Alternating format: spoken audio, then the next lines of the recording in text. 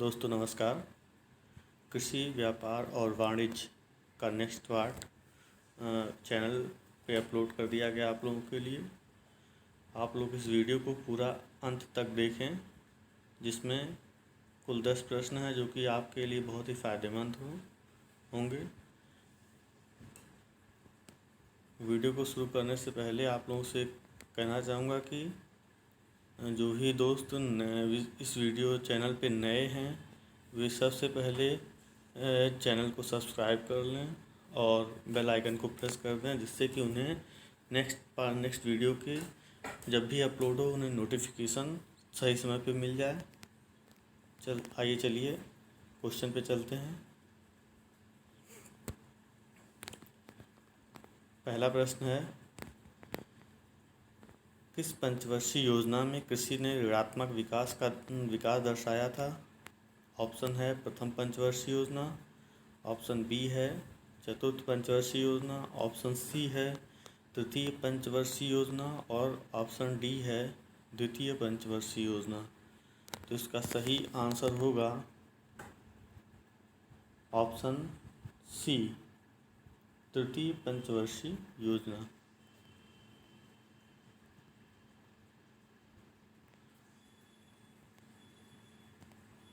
Answer इसका तृतीय पंचवर्षीय योजना। व्याख्या देखते हैं। तृतीय पंचवर्षीय योजना 1961 से 66 में कृषि 61 से 66 के बीच संचालित रही। तृतीय पंचवर्षीय योजना में कृषि ने ऋणात्मक वृद्धि का प्रदर्शन किया। ऐसा संभवतः भारत चीन युद्ध और भारत पाकिस्तान युद्ध के कारण हुआ। तीसरी पंचवर्षीय योजना के दौरान भारत में हरित क्रांति की शुरुआत हुई थी। नेक्स्ट क्वेश्चन,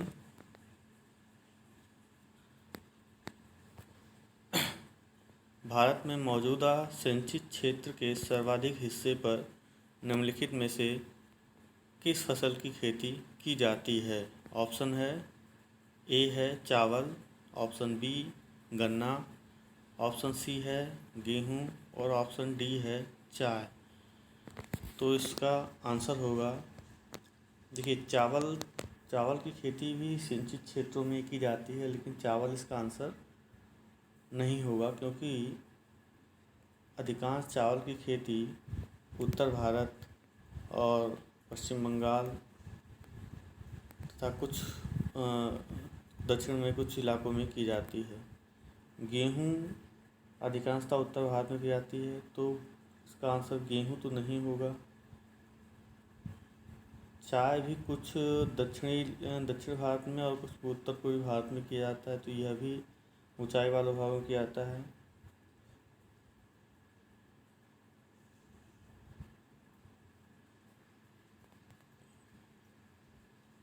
इसका सही आंसर होगा गन्ना। आइए व्याख्या देखते हैं।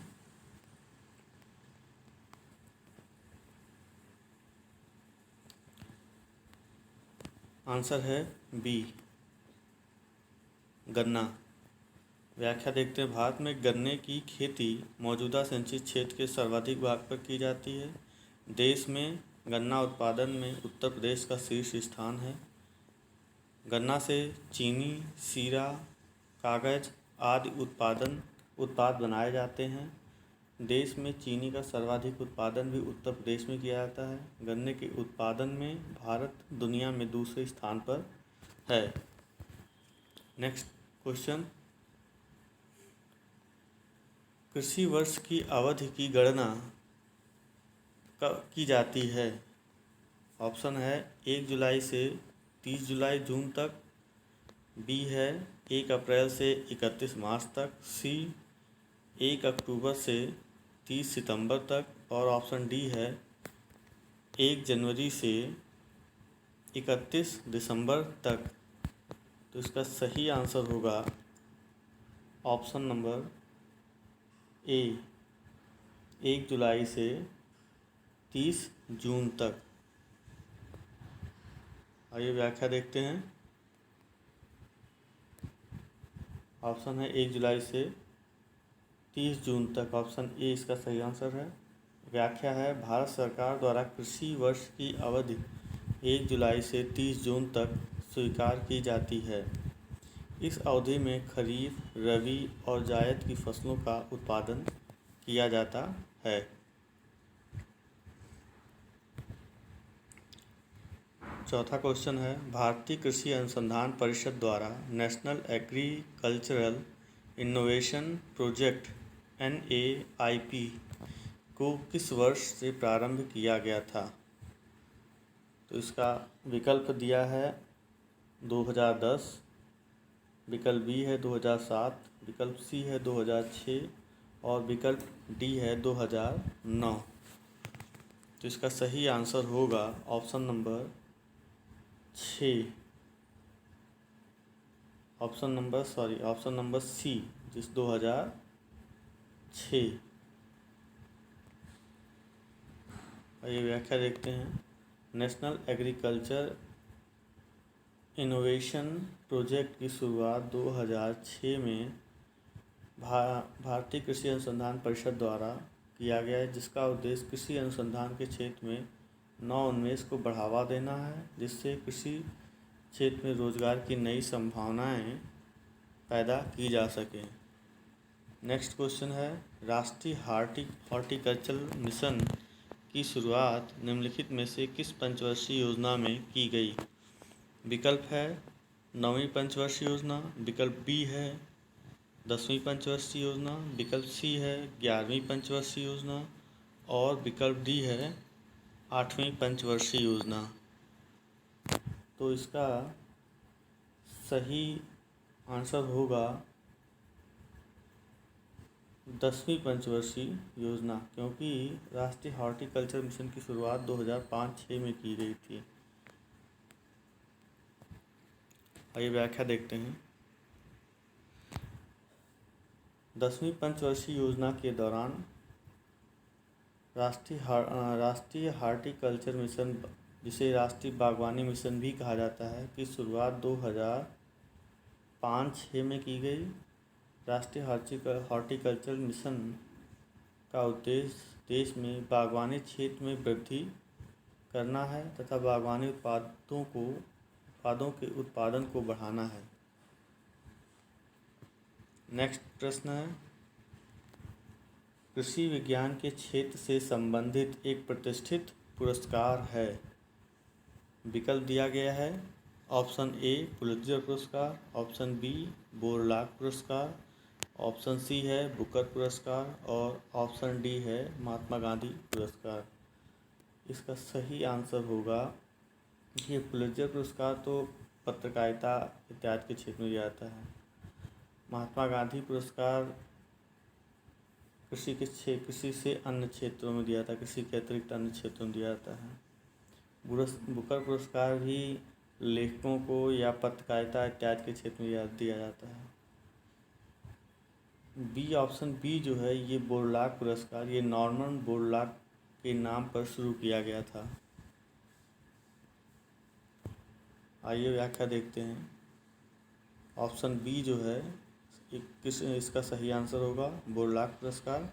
व्याख्या दिया है, बोरलाग पुरस्कार कृषि विज्ञान के क्षेत्र में उत्कृष्ट कार्य करने वाले व्यक्तियों, कृषि वैज्ञानिकों अथवा संस्थाओं को प्रदान किया जाता है। यह पुरस्कार अमेरिकी कृषि वैज्ञानिक नॉर्मन बोरलाग के नाम पर शुरू किया गया था। नॉर्मन बोरलाग को विश्व में हरित क्रांति के जनक के रूप में याद किया जाता है। प्रश्न 7, प्रधानमंत्री कृषि सिंचाई योजना का शुभारंभ किया गया था। विकल्प है 1 अप्रैल 2014, विकल्प बी है 1 अप्रैल 2015, विकल्प सी है 1 जुलाई 2015 और विकल्प डी है 1 जुलाई 2014। तो इसका सही आंसर होगा ऑप्शन नंबर सी, 1 जुलाई 2015। व्याख्या देखते हैं। प्रधानमंत्री कृषि सिंचाई योजना की शुरुआत 1 जुलाई 2015 को प्रधानमंत्री नरेंद्र मोदी द्वारा की गई, जिसका उद्देश्य किसानों को सिंचाई के उपकरणों की खरीद के लिए सब्सिडी प्रदान करना था। नेक्स्ट क्वेश्चन है क्वेश्चन नंबर 8, आम की फल में ब्लैक स्पॉट रोग के लिए मुख्य रूप से जिम्मेदार है। ऑप्शन है जीवाणु, ऑप्शन बी है virus, option C protozoa, option D है कवक। इसका सही आंसर होगा ऑप्शन ए जीवाणु। व्याख्या देखते हैं। आम की फसल में ब्लैक स्पॉट अथवा काला धब्बा रोग का मुख्य कारण जीवाणु है। इस रोग के उपचार के लिए कॉपर ऑक्सीक्लोराइड युक्त उत्पादों का नियमित रूप से छिड़काव करना चाहिए। कॉपर ऑक्सीक्लोराइड युक्त उत्पादों का नियमित रूप से छिड़काव करना चाहिए। क्वेश्चन नंबर 9, केंद्रीय खाद्य प्रसंस्करण तकनीकी अनुसंधान संस्थान कहाँ स्थित है? ऑप्शन है A Rajgir, option B Ahmedabad, option C है मैसूर और ऑप्शन डी है हैदराबाद। इसका सही आंसर होगा ऑप्शन नंबर सी मैसूर। व्याख्या देखते हैं। केंद्रीय खाद्य प्रसंस्करण तकनीकी अनुसंधान संस्थान कर्नाटक के मैसूर डिस्ट्रिक्ट में स्थित है। यह संस्थान खाद्य प्रसंस्करण उद्योग मंत्रालय के अंतर्गत एक स्वायत्त संस्थान है, जिसका कार्य खाद्य प्रसंस्करण के क्षेत्र में शिक्षण एवं अनुसंधान गतिविधियों को संचालित करना है। इस वीडियो का अंतिम प्रश्न नंबर 10 है। बांस उत्पादन में भारत का विश्व में क्या स्थान है? ऑप्शन दिया गया है प्रथम, ऑप्शन बी है द्वितीय, ऑप्शन सी है तृतीय और ऑप्शन डी है पंचम। तो भारत का विश्व में बांस के उत्पादन में द्वितीय स्थान है। व्याख्या देखते हैं। बांस उत्पादन में भारत का विश्व में दूसरा स्थान है। बांस एक उपयोगी पौधा है जिसका इस्तेमाल इथेनॉल के उत्पादन में किया जाता है, जिसके कारण इसे ग्रीन गैसोलीन भी कहा जाता है। भारत में बांस का उत्पादन सर्वाधिक उत्तर पूर्व भारत में किया जाता है। इस ऑक्सीजन उत्सर्जन में भी बांस की महत्वपूर्ण भूमिका है। तो इस प्रकार ये कुल 10 प्रश्न थे जो कि आपकी आगामी परीक्षाओं के लिए बहुत ही महत्वपूर्ण साबित होंगे। आप इस वीडियो को लाइक कर सकते हैं, अगर आपको पसंद आया हो। डिसलाइक भी कर सकते हैं, ये आपकी इच्छा पर निर्भर है। वीडियो को सब्सक्राइब करना और बेल आइकन दबाना ना भूलें।